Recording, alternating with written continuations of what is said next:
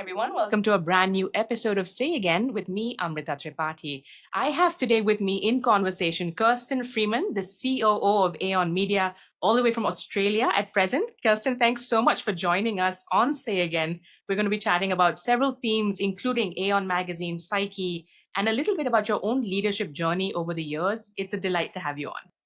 It's lovely to see you, Amrita, a year after we met in India. Yes, and I'm going to ask you about the India connect to Aeon Psyche and your own journey, because I was fascinated to hear about how strong the audience base is here. That's always great to hear. But let me start by asking you a little bit about the mission and the vision when it comes to Aeon more broadly, and then Psyche, which has gone through this sort of rebrand. Congratulations to you and the team. Do you want to share a little bit with our audience? What is really the mission and the vision? Because it's really one of a kind. I feel globally, what you and the team have created. No, it's a pretty unique organisation, Aeon Media. So we are a charity. We're broadly in the knowledge game is how we think of it internally. So Aeon Media's overall tagline actually is desire to know. And our mission is to explore and communicate knowledge that helps us understand ourselves and the world. So we find that a very motivating yet expansive mission. Then underneath that, we produce Aeon Magazine, which we tagline a world of ideas. So Aeon publishes incisive, new, interesting thinking from around the world in the form of long-form essays. Psyche Magazine, which, as you said, we've just recently relaunched. Psyche's tagline is Know Yourself. So Psyche is a magazine about understanding yourself and living well. And then we also have a live philosophy event series called the Sophia Club. Sophia means the love of wisdom, so the tagline for that is the love of wisdom. And we present live philosophy and performance events with conversation and music and ideas in London, New York, and Melbourne. So that's the suite of what we do at the moment, all under the banner of a charity. And hopefully somewhere in our region too soon, because I have to say it's fascinating to, see people at this, at this juncture where we are dedicated to sort of wisdom, ideas, knowledge. Know thyself, of course, was also, at the Oracle at Delphi. So I feel like you've tapped into this rich, rich train of thought. And as a philosophy major, I have a lot to ask you there. I did want to ask you a little bit, though, about audiences and audience interest, because it does seem counterintuitive, I think, for a lot of people, that long form still has an audience, that these kind of big ideas, but very tangible kind of articles that you publish have a readership, and that too globally, not just in Australia. Can you share a little bit about that? Because it's really fascinating. Yeah, so absolutely. So, I mean, Aeon Magazine we established in 2012. So, what's that, 13 years ago now, and we're still going strong. There is very much an appetite for long form essays, the type of which we produce. I think we attract now, I don't have the absolute current figure at my fingertips, but over 1.5 million uniques a month. Wow. So that too is evidence of the interest. Of course, we have the huge benefit for readers because we're a charity and we're philanthropically funded, that we don't have a paywall on our sites. So it's all free content and we don't take any advertising. So it's a very clean experience. Also, I think the trust that readers have in us through our commissioning process with experts in both areas, but particularly in Psyche, we're just so conscious of there's a lot of maybe not very reliable mental health information out there. So we always publish with experts that are reviewed as needed. But yeah, I think sort of whenever we work on our marketing strategy, the thing that we've actually come to for our magazines, our number one audience segment before any other segment are people with a love of reading. If you don't love reading, you're not going to love Aeon or Psyche. We're long form, we're not on TikTok currently, maybe we will be in the future, but really we're for readers, and the numbers have borne that out. And Yeah, I mean, the Indian audience is extraordinary and has been super interesting to watch over the last 5 years at least. Now on Aeon, the Indian readership is our number one or number two geographic segment. So it sort of flips between the US and India, but more often than not, the Indian audience is the biggest segment. On Psyche, it's about the third. Uh, so we're completely wrapped with that and would love to do Sophia Club or something in India down the Yes, track. yes. No, that's going to be exciting. So say again, audience in India, you heard it here first. That will be fantastic to see the, everything converge, I think. But that really is, speaking to, I think, the interest people do have in, again, this seems counterintuitive because we keep hearing about, the fragmentation of attention, the fact that people only care about short form video, but the fact that people do care about important topics and interesting ideas. Have you seen any change, or would you like to speak a little bit about the trends we're seeing now, where we're going to dive a little bit more into what's changing with Google and search for publishers? But have you seen any change in the sort of traffic you get over the last, let's say, year and change? Which is when we first actually met at that conference, but also people started tracking what's going on with Gen AI. Have you seen a change in readership since then? It's interesting, isn't it? I looked back at trends and I also pulled out the most, over the last 12 months, our most popular articles. I mean, philosophy and psychology are our biggest search terms for Aeon and for Psyche, actually. That's been continuous, no change there. I mean, I should say also, we don't publish to the news cycle. So we see ourselves as adjacent to the news cycle. We're not completely removed from it. We're interested in reflecting the broader issues at play, I suppose. Say, for example, with the refugee crisis or with land rights, or it's not as if we're immune to the news cycle, but we don't feed into it. So we haven't been trending in the way that maybe the news cycle has over the last 18 months or so. Yeah, and I mean, we're starting to see changes with LLMs. There's been actually quite a significant growth in traffic from ChatGPT to our sites, which we've just started to clock now. I think it was 140% growth or something like that in the last quarter, 130% growth in the last quarter. So that's certainly something that we're keeping a pretty close eye on. And gosh, as publishers or as anybody really, you just can't afford to sit still. It's really constantly, after optimizing for Google for so long, That's we've the got to big think change, again. right? Yeah, that's the big change. We usually talk about like there's always like a flip, like the pros and cons of things. I feel like for a small independent, when we look at the work we're doing, I have used ChatGPT for everything from like, let's say, social media posts to using Perplexity.ai to be like, what does the Health Collective stand for? And it's actually been really helpful. It pulls everything. And I realized that, we've spoken to a couple of experts about what people are using these LLMs for. Like we had a, really senior psychiatrist on saying, don't use it as a therapist. That seems to be one of the top use cases for people. But when it comes to like readers and publishers, what are your thoughts on like how do you use it? How do you use it at sort of at the media group? And what are your thoughts on like what this means in terms of the changes we're seeing now going forward? Well, internally, I mean, I'm a chief operating officer, so I do recruitment and job ads, and I use it for job descriptions and things all the time. It still feels like cheating, but it is just so excellent. But as a foundation, right, which I then build upon myself. I know our editorial staff are increasingly using it, and one of them described it to me as a research assistant. It's not producing any finished content, but it's an extremely speedy and efficient research assistant.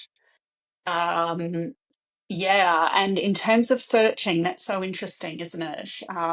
We've all played around in here with philosophical kind of searches. I noticed there's a Peter Singer AI chatbot. I don't know if you've had a chance to play with that. So Peter Singer, the Australian philosopher, has set up his own chatbot, and that's cool actually to play with, plugging in things like, Peter, what are your views on living the good life?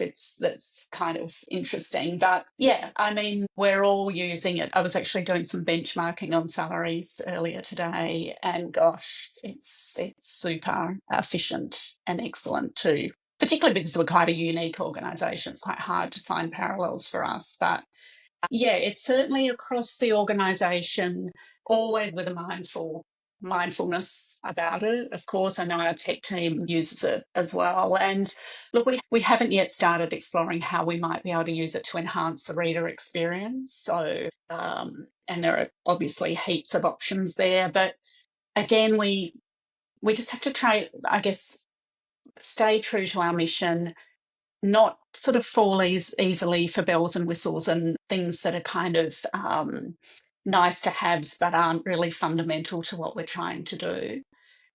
So we think through these things pretty carefully before we leap in. And also because we've built up so much trust from our readers over so many years, we sort of don't want to play around too much with that. So we always have that in mind as well. Yeah, that's fascinating because it's quite a balancing act, right? Like it's a new era. Like you're going to use it as a tool. I would just want to think a little bit about and unpack with you a little bit about this mission of the desire to know. And I feel like for people especially who look at LLMs now and are like, oh, it's a shortcut to everything. And I feel like this goes back to how when sort of Web 2.0 came about, where like you could actually be using this for like to figure out so many things in life, but we're using it for like cat videos or memes. That famous kind of that famous saying. I'm wondering though, because and actually I'm pretty hopeful talking to you and seeing that Aeon and Psyche have built this readership, because we tend to think that most people want to take that shortcut and less people have the time or the sort of perseverance to like sit with the goal of like learning, or you spoke about living a good life. So I do want to ask you your take on that as well. Again, ancient Greek, a philosophical term, eudaimonia, which is reflected in Psyche, I think. Do you think that people are going to have more time to think about things like purpose? Do you think that's something that, as a publisher or as the writers you have in a team, that's something that you kind of like play with anyway? Because you're kind of that intersection also of like what makes a good life, the ideas and the quest for knowledge. Do you think that this kind of era we're in may see more of that, possibly? Yeah, possibly. And an appetite for connection, right? An appetite for connection with each other. And I mean, we see that in our Sophia Club events. They sell out in all of our 3 cities. People are hungry to come together to talk about ideas that matter with other people. And that's the sort of interest that we have in it whenever we publish ourselves on AI, because it's a crowded space. And what can Aeon offer that you're not reading elsewhere? And what we endeavour to do is find people who can traverse, are both deeply knowledgeable and invested and engaged in the new tech, but they're not just tech, they're not just the sort of people that you might see on tech blogs or on LinkedIn or Silicon Valley or whatever. But the person who can marry that, but also with a historical, sociological, cultural, religious history background that sort of matches the potential of AI, and the potential is huge and it will transform the way that we live. Match that with what we as humans need, and what kind of behaviour and connections that we're looking for. And it's quite hard to find people who can cover both of those things. And we're kind of on the quest for that, I would say, in the publishing in this area. Yeah, I can imagine. So let me ask you a little bit about your model then, because we spoke a little bit about how it's pretty uniquely positioned globally. You have an audience globally, and again, shout out to your India audience, especially, which always delights us. Do you think it's because, and you spoke to this earlier when you said you don't have a paywall, you have built up this trust with your audience over time. Do you think that, sort of critical to this model, sort of having a, I guess, philanthropically backed model, because we know publishers globally now are struggling. And again, the thing that you said about the point you made about being news adjacent, but not like chasing, the headlines. Do you think that gives you a little bit of buffer and sort of room to play? Totally. And obviously it does, right? Like it was thought through that this is the model you want to go with. Yeah, totally. Yeah, absolutely. Yeah, it's very hard to make money out of publishing these days, isn't it? That's a given. We raise donation income because we're a charity, and that's pretty generous from our readers. It probably funds a good deal of our operations, but certainly not all of it. We could not do what we're doing without consistent philanthropic backing. It also means in all of our articles, but sort of probably, particularly pertinent to Psyche, we're not chasing clickbait. We're not making claims that we can't stand behind. It takes a very long time for us to go through the editing process for all of our articles. I think for an Aeon essay from sort of woe to go, the commissioning of an author, all the way through, it's about 3 months. And that kind of doesn't even allow for all the work beforehand that our editors are doing in scoping interesting writers to approach. So yeah, we're firmly a philanthropic model, and I think it would be pretty hard for somebody to do what we do and turn a profit. Yeah, and it sounds like that's really well intentioned and thought through, and like taking the time, like again, that seems like such a luxury in this era, but so critical. I do want to speak to the mental health piece for a second, because what we've seen with the Health Collective is, as you say, it is a very cluttered space, mental health. I think we've gone, in India at least, when we set up, it was 9 years ago, there were not enough conversations, and now we've been at conferences where, like, it's a double-edged sword, because there's so many conversations now, like on Insta, that led to this rise of therapy speak, and you have a lot of people worrying about, like, what is the quality or the caliber of the information people are getting through influencers, versus the approach I see with Psyche, which is it's always very well researched. And as you said, you're just making sure that it's the best possible information that can be out there. Do you feel that people again are going to realize, or already realized, the value of quality, credible information is something this critical in this area? Yeah, it's interesting, isn't it? And I'll just sort of balance that a little bit with on Psyche, and particularly more so in this newly relaunched Psyche. We're not only interested in professional and academic knowledge, we're also interested in first person and lived experience knowledge. And when in our mission of exploring and sharing knowledge, we don't necessarily see a hierarchy of knowledge. We're pretty egalitarian with that. There's the academy knowledge, and then there's lived first person knowledge, and we don't see sort of that they're, one's better than the other. So we think personal stories are very powerful in this space, as you know. Yeah, it's interesting, isn't it? I mean, we just going back to the sort of maybe the more professional or therapeutic or researcher knowledge that we share in in the mental health space. We do work particularly hard to sort of pull out the credentials of the people that we're working with, but they also need to be really good writers. Yeah, I guess I'm not sure if I'm not really answering your question, and I know what you're asking. Is it sort of, do readers care enough that I guess that I feel it's a reliable credential information? Yeah, no, let me rephrase a bit, and I feel absolutely 100% hear you on this. So we're really big also on lived experience expertise, and I think that's the global movement now, just to make sure that everything is centered around lived experience expertise. I feel my question is more about the kind of social media take, like the quick takes we see, where sometimes those kind of like Insta reels, which again, it's amazing that you have them. We didn't have them before, and it's led to sort of democratizing the conversation around mental health and mental illness.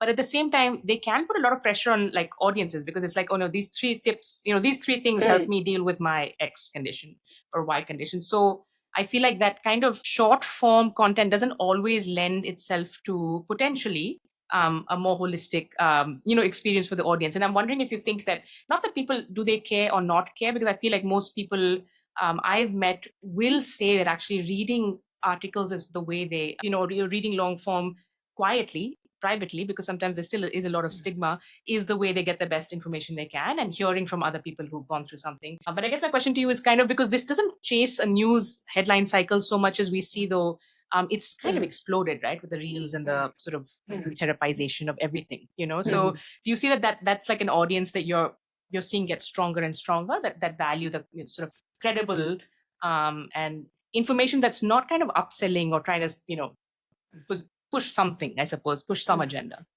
Yeah. Yeah, and I think we've thought about this internally as well, that our guides, I might just focus on the guides for a minute, the Psyche guides. So they're very practical, expert written guides to, for example, helping a loved one with an eating disorder,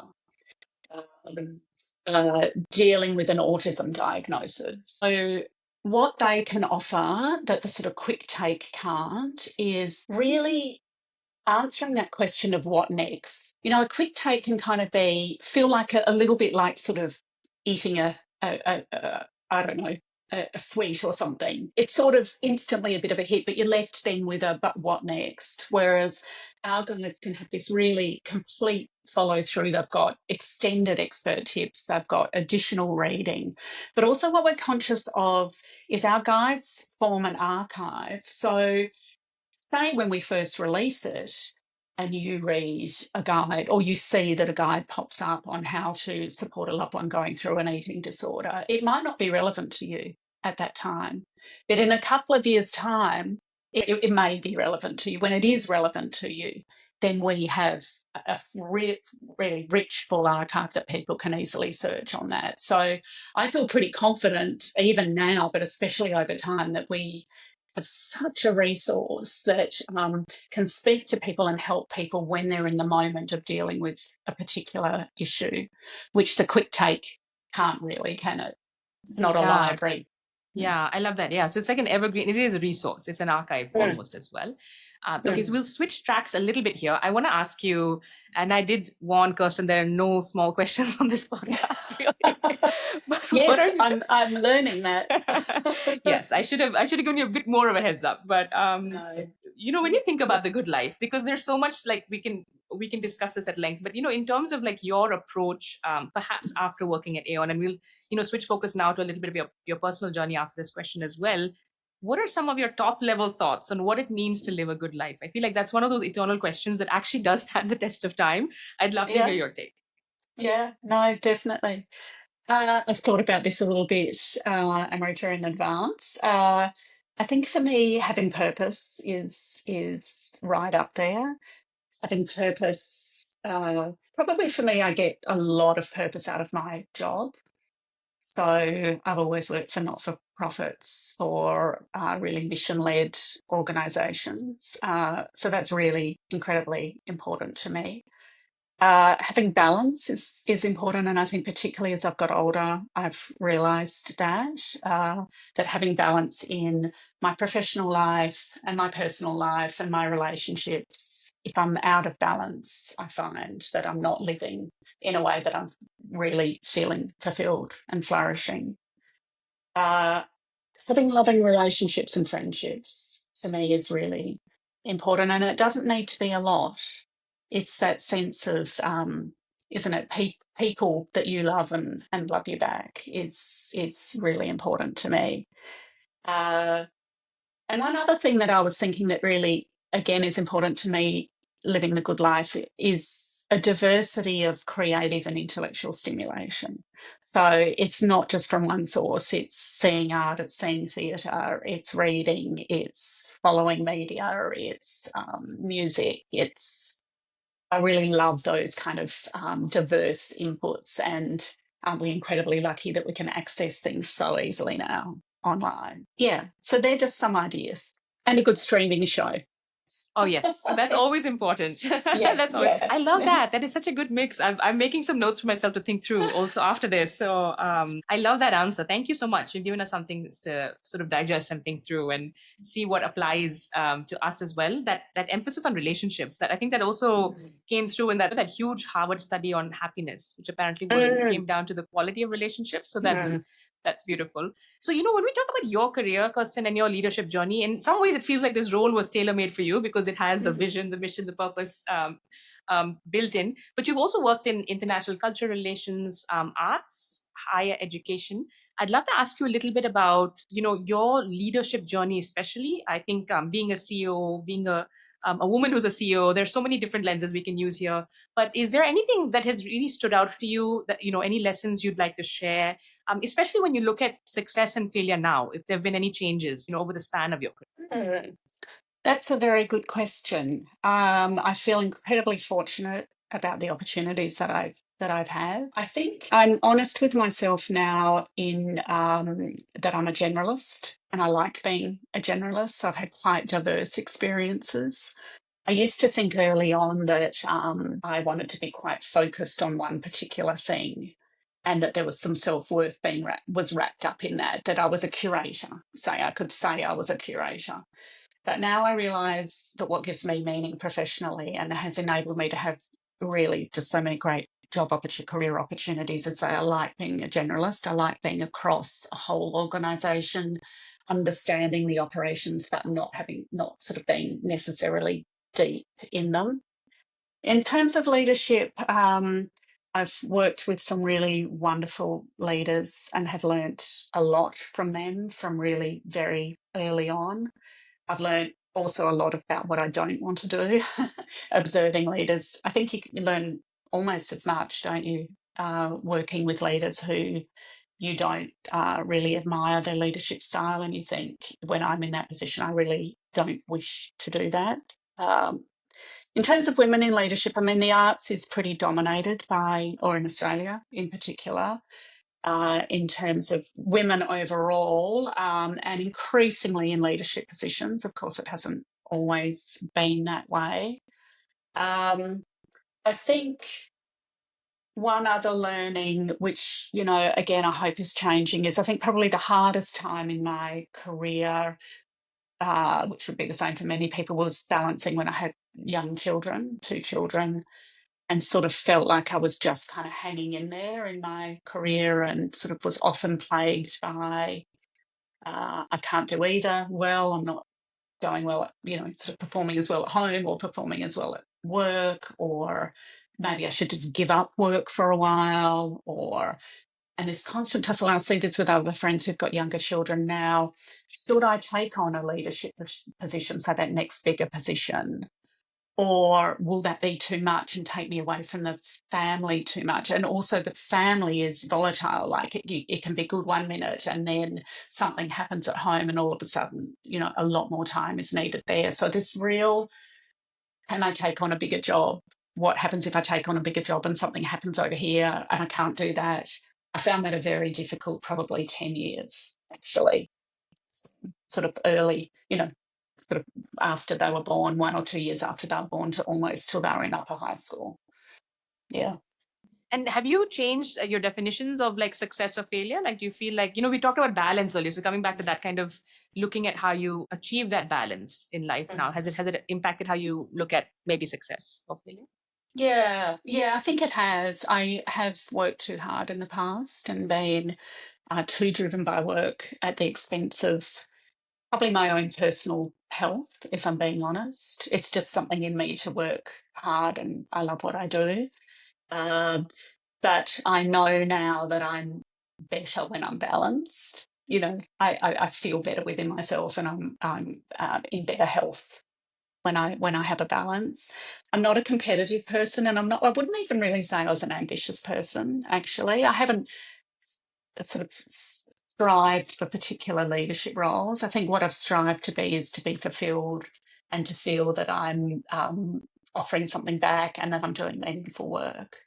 That's been what's most important Oh, for I love me. that. Yeah. Okay, thank you. Just a couple more questions. One is, you manage a workforce that I think is Mm. multi-generation, if I'm not Mm. mistaken. And we're seeing now that coming back to some of those big questions on how everything may change. It actually is a very stressful time to be very young and starting out as well right now. Even though sort of the Gen Zs and youngers are you're seeing so much debate and conversation around attitudes towards work, and at least stronger boundaries maybe than millennials had. Do you have any advice for folks who are maybe transitioning careers right now, or towards the earlier part of their careers? Anything from your own journey that might resonate, especially given that this is going to be a pretty ambiguous era, given the supposed changes to the job market globally with AGI and so on. Any advice? Mm. Not sure I've got advice. I love Gen Z. I think they're fantastic. And I think I can actually learn a lot from them in terms of boundaries.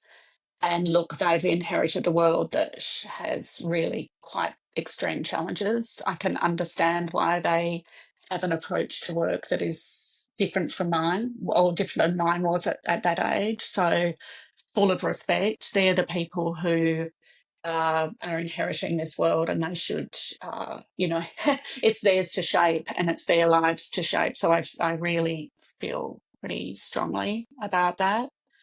In terms of career advice, it's actually, you know what? I actually almost feel that I can't say that, because I feel that things have so fundamentally changed in how long have I been working?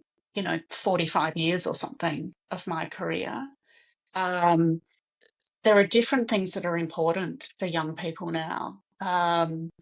I think, I mean, I guess just reiterating what I was saying before, for me, it works really well being a generalist.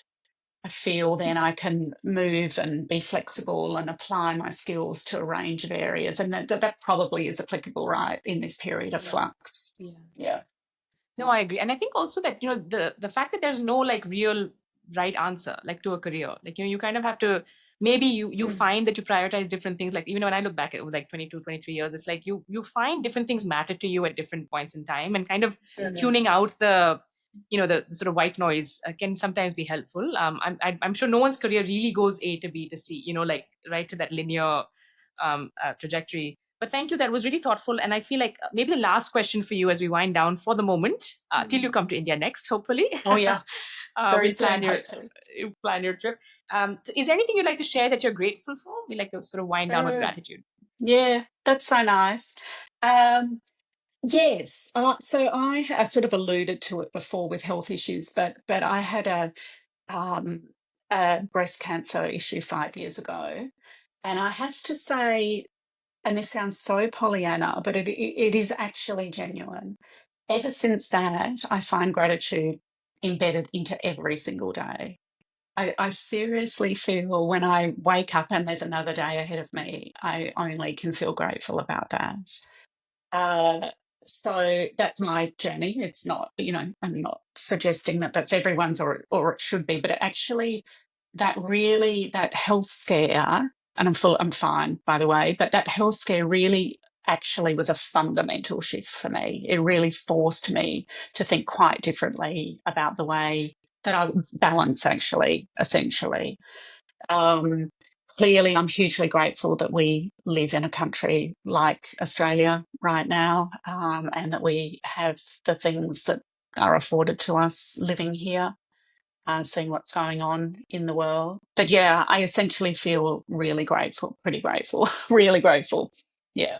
Oh, thank you for sharing that. And I'm so glad that, things are good now. Thank you for sharing your insight, your wisdom, your tips on living the good life, which are going to stand us in good stead, I think. And for taking the time out today. I really appreciate it. Love talking to you, Amrita. I'll see you in person soon. Yes, very soon. Okay.